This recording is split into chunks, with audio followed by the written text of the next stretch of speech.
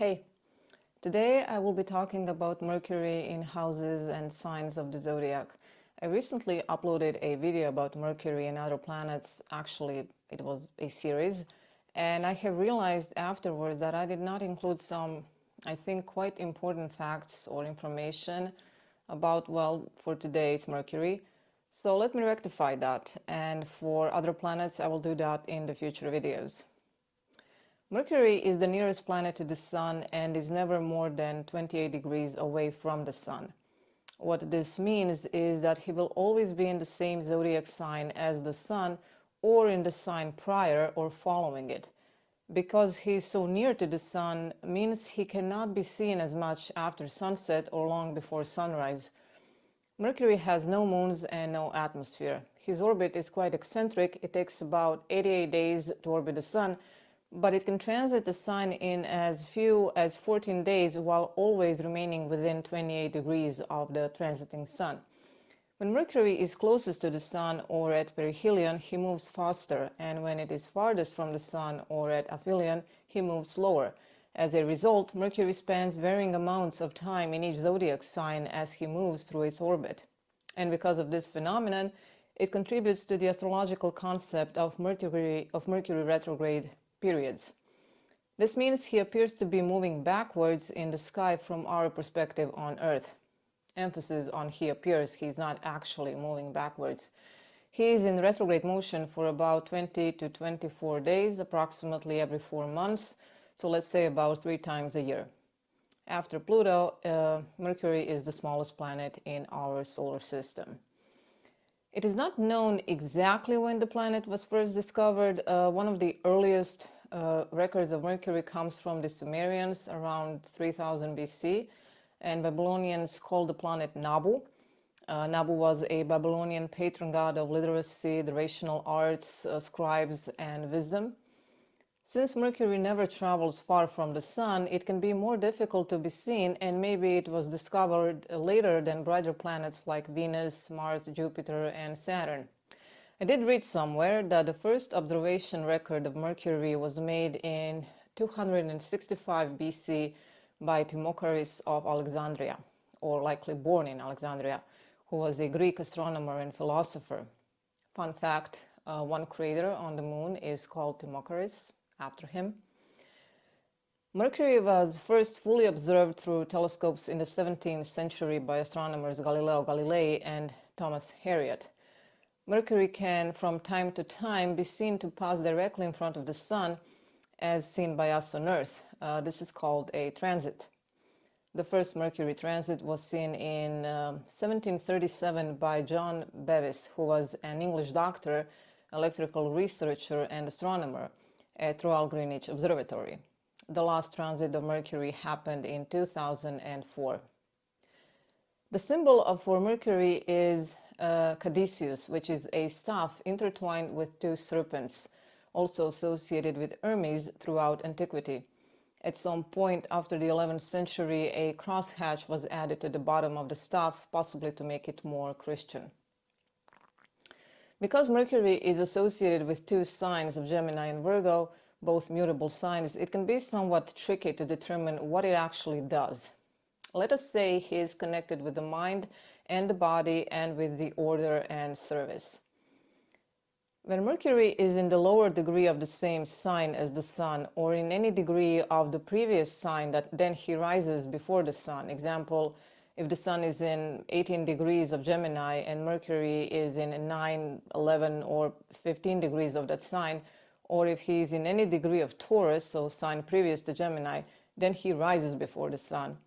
And if he is, for example, in 21 degrees of Gemini, which is a higher degree of the same sign, or if he is in any degree in Cancer, so sign coming after Gemini, then he rises after the Sun and he might lose some part of his good influence. Retrograde Mercury can be seen as a detriment to the faculty of reason or a person's mental ability. But in the year of life when Mercury by progression again turns direct, the mental abilities or reasoning faculties should improve correspondingly. I rather enjoy mythology, and I was very tempted to include the whole story of Mercury into this video, But I think I will make a separate video about that, possibly after this one, as I feel astromythology and mythology in general is so interesting, and in this case, every planet deserves a separate story. So for today, I will now move on to Mercury in houses and signs. So Mercury in the first house or the ascendant might make the person quick-witted and sharp according to the nature of the sign rising and the aspects of the planets which he receives. The airy and fiery signs have the strongest influence in that respect. So in Aries and in Leo, he's more impulsive than when rising in Sagittarius, but still he's considered best when in Gemini, Libra, or Aquarius. Gemini is his home sign, and some consider Aquarius being his exaltation. When Mercury is rising in watery signs of Cancer or Pisces, the intellect may not be as colorful, or it may be seen as dull in a way. And when rising in Scorpio, it may have somewhat similar influence to Mars in Scorpio, but not so pronounced. Mercury in Aries may make one argumentative, fond of disputes, having witty remarks, with a tendency to exaggerate. This placement injects the person with confident communication of one's own will, so it may serve as the basis for leadership. On the downside, this position does not actually reflect leadership. It has to have further support from the chart. If he is well aspected, he is broad-minded and tolerant of the opinions of others, quick to grasp new situations and ideas, neat and orderly. If afflicted, Mercury in Aries may make one leap before looking, being reckless, somewhat unreliable or unresponsible, having indecisive mind. This is a good sign for making strong first impressions, but on its own may not be so good for balancing interests of others in the long run. Mercury in the second house can be good for gain through mercurial occupations, especially where the person is employed by someone else, so that he appears in a true mercurial capacity as agent, messenger, writer, bookkeeper, or record keeper. Mercury in Taurus gives a mind that is not quick on making a decision or a conclusion, and once made, it is very difficult to change minds of these people. Sometimes this position describes hard-headed people, but being based upon thought and reason, the judgment of these people is usually very reliable, and they tend to be strongly principled. They don't necessarily talk too much, they can be good counselors and could be dependent upon to keep a secret. Those who are not strongly principled can actually make big fabricators of the truth, to be polite. Taurus Mercury individuals have a pleasant and sociable disposition. They're fond of recreation and fun. They love music, art, and literature. So these people can be very likable if Mercury is well aspected. If afflicted, Mercury Taurus people can become stubborn, obstinate, secretive, materialistic, and miserly. Moving on to Mercury in the third house. Here, Mercury can have wonderful influence on the mental qualities of the individual. It can make mind serene and optimistic, inclined to study and research work. It can make one fluent speaker and give success in short journeys or travels, relations with siblings harmonious. This all happens if Mercury is well aspected. If afflicted, he inclines to worry and pessimism, has problems in journeys, and trouble with siblings. One can be easily irritated. Mercury in Gemini makes one fond of change and travel. Anything new appeals to these people, and they are usually always ready to investigate some new thing. If Mercury is well fortified, these people can gain greatly by this fluidic state of the mind, as this can make them shrewd and penetrating in their judgment, so they know good value when they see it and can make valid opinions without being judgmental. Individuals with this position are usually agile, fast-moving, the metabolism is quicker, and overall they can be equipped to surpass others in their processing of experience. This position can make one good in different sorts of business, and according to some, very good lawyers are born here. They can also show success as traveling salesmen. The sign and planet arrangement works well here. Mercury in the fourth house can give instability in home environment. It might indicate the homeless wanderer, one who is always moving from place to place. Good aspect to Saturn may help here. This is a good placement for people engaged in mercurial occupations which require a stationary residence, such as librarian working in printing establishments, commission houses, or agencies. If afflicted by Saturn, the home conditions may cause much worry. Mercury in Cancer may give a clear intellect, a very good memory, and great adaptability. People with this position can fit into any place or occupation they may find and can easily adapt to the opinions and ideas of others. They might love flattery and praise.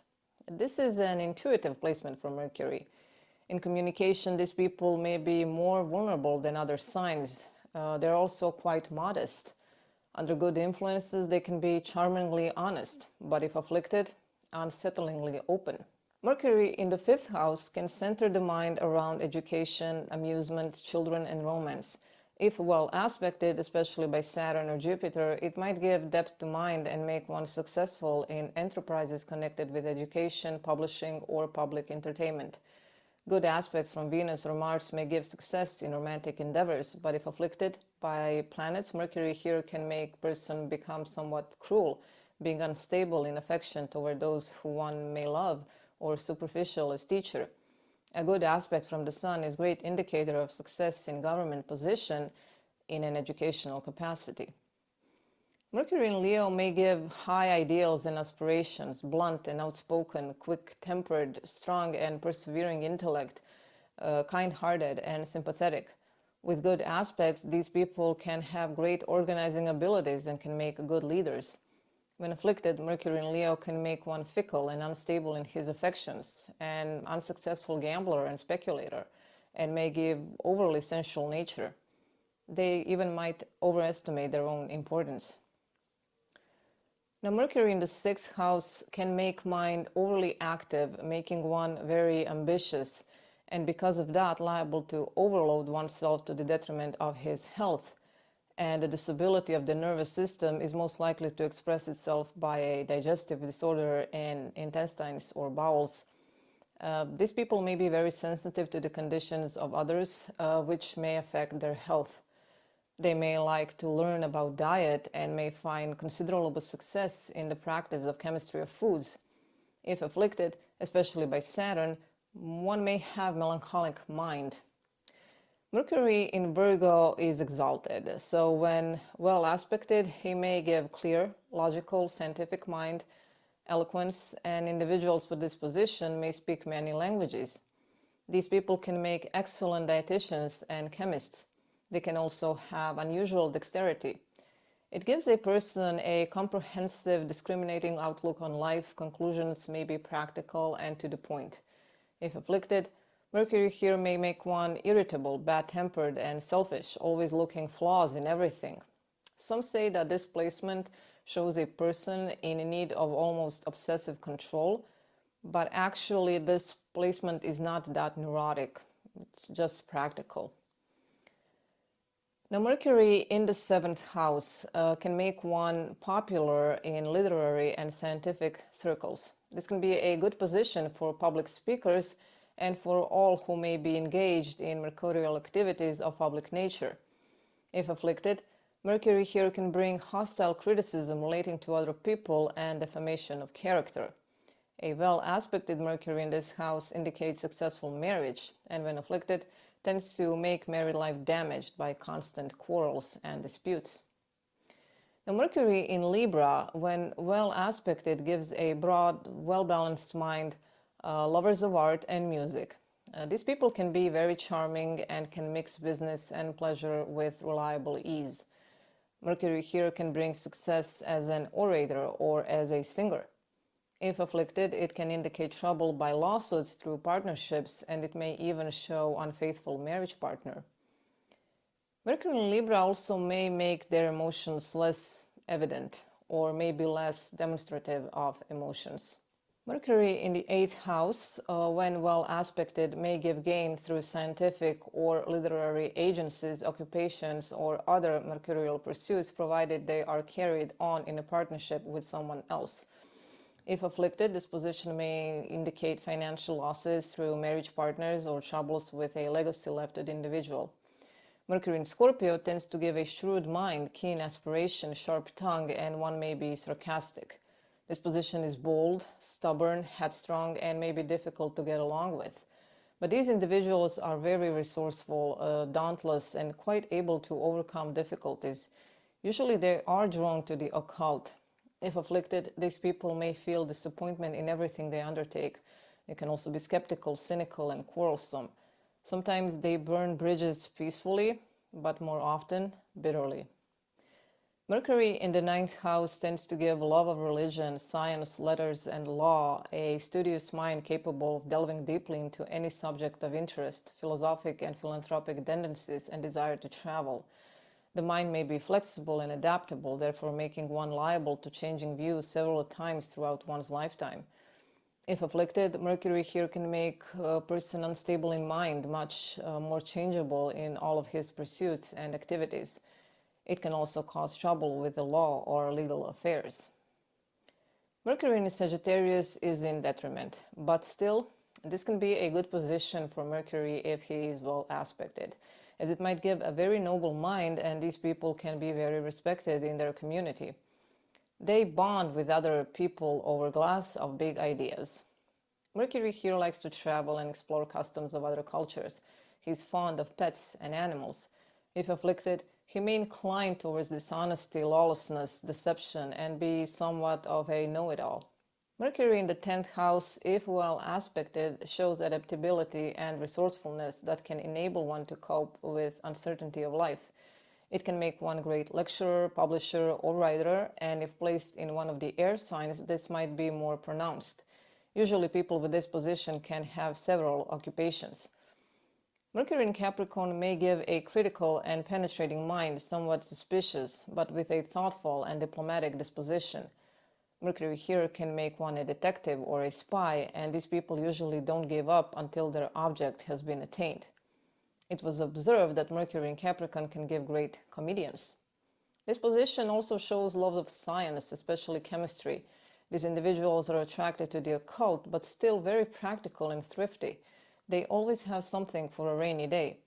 If afflicted, Mercury in Capricorn may make one miserly, malicious, vindictive, and spiteful. Now, Mercury in the 11th house may bring great acquaintances among scientific, literary, or other mercurial people, but these people may not be sufficiently steadfast to be relied upon if Mercury is not well aspected by other planets. This position may make one cynical and critical. It also might give sharp intellect, make one easy speaker, or it can show polyglots, so speakers of many languages. Mercury in Aquarius may give Uranian qualities of originality and independence and love of freedom to the mind. These people usually have their own style and don't follow trends. Mercury in Aquarius advocates ideas on social subjects which are way ahead of world's development.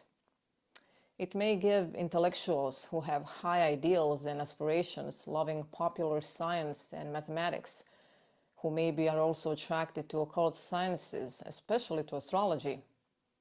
These people are usually kind and sociable. If afflicted, this position may make one disloyal and easy to criticize and slander others. Mercury in the 12th house, if well aspected, may give a mind that is especially fitted to delve into mysterious, occult, or secret things. This can usually be seen if Mercury is between the Sun and the midheaven, so if Mercury goes before the Sun or rises earlier. This can be a good position for detective work or for scientific and occult research. If Mercury is afflicted here, mainly by Saturn and Mars, or when combust or behind the Sun, mind may become clouded. If afflicted by Mars and Uranus, one may become violent. With only Saturn, it may cause melancholy and in some cases deafness. Afflicted in the 12th house, Mercury usually causes some form of limitation and restraint of the spirit. Mercury in Pisces, the occult water sign, usually endows the mind with a certain psychic faculty, which may not be intuition, but rather imagination. This may make Pisces Mercury a mind reader in a way, but this can be somewhat of a dangerous position. If Mercury is afflicted by, let's say, Saturn, these people may become liable to some sort of depression and inner darkness. Usually these people are kind and benevolent and not particularly temperamental. And this is it for today. I do hope I have given you some new interesting facts or information. And I want to thank you for watching. Please subscribe, press a like button, and I will be seeing you in a couple of days. Bye.